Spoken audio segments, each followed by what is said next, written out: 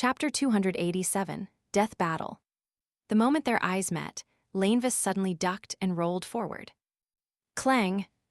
A tarot card, with an angel and trumpet, shot out sharply like a dagger, embedding itself into the wall of the sewer, and its position was at the same height as Lainvis's neck just moments before. Clang, clang, clang.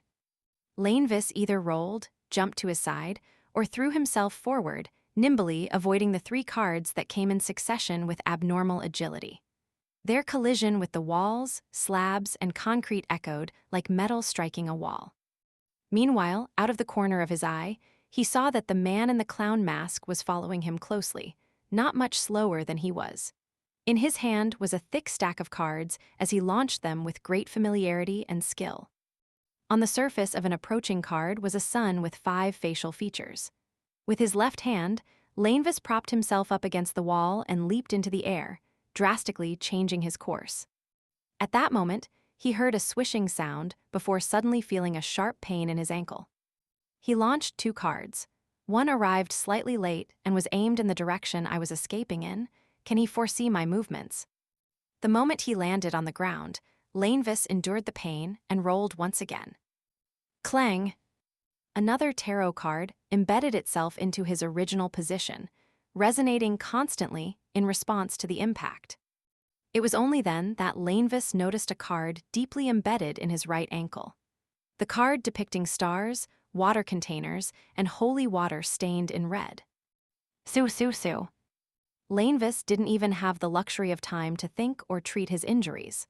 One after another, the cards turned into seemingly sharp flying daggers, shooting at different parts of his body. Very soon, the injuries on his right leg and chest, and the remnant effects from the hole in his chest, as well as the prior demigod-level clash, caused this sequence 9 Marauder to turn sluggish. This was in contrast to the nimbleness and speed that Marauders were known for. Pow! He sent a card flying, but a deep laceration tore through his wrist, one that kept bleeding profusely. The Nighthawks and the military will be coming soon. I can't delay any longer. At this moment, Lainvis's mind was very clear. Suddenly, he stopped in his tracks and stopped dodging, allowing a card depicting the devil to strike him squarely in the neck. In almost an instant, the cards sticking out from his body were sent flying. The hideous wounds on his neck, right chest, wrist, and ankle were all squirming madly, sprouting one meat tendril after another in disgusting shapes. On his skin, numerous small goosebumps appeared. These goosebumps had a metallic tint to them, as if they had turned into a set of armor. Clang! A tarot card was shot over, but it was deflected by the fine goosebumps. With bloodshot eyes, Lainvis stared at the clown who had put away his cards after coming to a halt. He said, half laughing and half mocking, "No matter what, after being tormented by a deity, one will always get something in return." Before he could finish his words, he had already jumped over the polluted waters in the canal with his left foot, throwing himself at the enemy opposite him. As if expecting this, Klein stepped to the side, pulled his left hand out of his pocket, clenched it into a fist, and threw it at Lainvis's temple. Bam! Lainvis swung his elbow sideways and raised his forearm, accurately hitting his opponent's fist. The explosive force surged like a torrential tide, causing Klein's body to move from the impact as he staggered a little. Pa pa pa. Crisp explosive blasts sounded in Klein's ear. Punches, each heavier and faster than the last, constantly reflected into his eyes. The flurry of attacks made him seem to forget to maintain his balance. He staggered and fell to the side. Then, with the support of his left elbow, he rolled in a different direction. Smack, smack, smack, bang, bang, bang. Lainvis's punches and kicks came quickly and furiously, almost hitting Klein quite a few times, but thanks to his exaggerated balance and movements that defied common sense, he managed to dodge successfully. At times, he would be on the wall and at other times, on the ground. It was as though he was performing an acrobatic act. He appeared very calm, without the slightest bit of impatience. It was as though he had decided to drag out the battle as long as possible until the Nighthawks and the military arrived. And once there were any signs of Lainvis's attempting to escape, he was hell-bent on pestering him and not give him an opportunity to do so. Pa. Lanevis's punch forced Klein to use the rebound from the wall to fly back into the air. And as for himself, he didn't hesitate to turn around and flee towards another tunnel. The moment Klein's toes touched the ground, his body shot out like a cannonball as he pounced straight for Lanevis's back. At that moment, an image appeared in his mind. It seems as if Lanevis has no bones. I should force him to twist his upper body and land a punch on his body. This was a clown's intuition. Without any doubts or hesitation, Klein took the initiative to reduce his subsequent strength. With a smacking sound, he still threw himself forward, but it was much weaker than he expected. Catcha. With a jarring noise, Lanevis twisted his upper body suddenly while his legs remained immobile. His face faced backward as his toes pointed forward. In such a terrifying scene, Lanevis threw a punch towards Klein's head. The force of the punch was so strong that even the air produced an explosive boom. Boom! His fist hit nothing but air, and his fist was still 20 or 30 centimeters from Klein's face. The winds that stirred from the punch blew through Klein's hair, but he didn't take the opportunity to attack the enemy. Instead, he croaked a single word in ancient Hermes, crimson. A charm. Lanevis scrunched his face as he immediately jumped to the side in a bid to dodge the impending attack.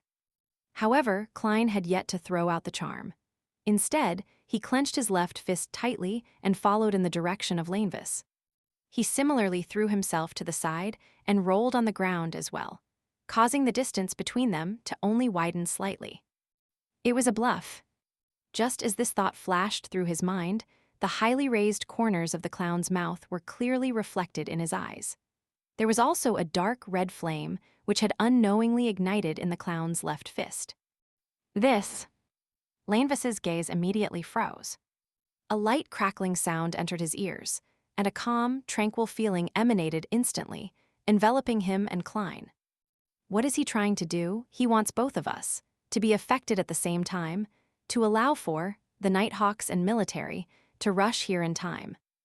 Lanevis's eyelids drooped heavily, and the fatigue and weakness he had been suppressing began to rear their heads uncontrollably. He did his best not to fall asleep, hoping to rely on the uniqueness of his body to endure through the most intense period of the charm's slumbering effects.